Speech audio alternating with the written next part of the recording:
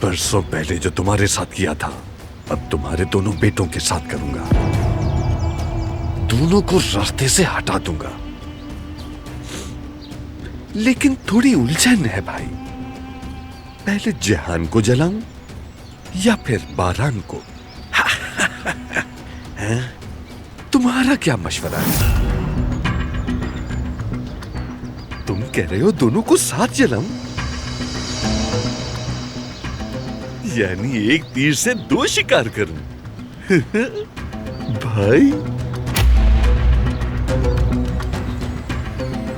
देखो, तुम मर मत जाना, हिम्मत रखना।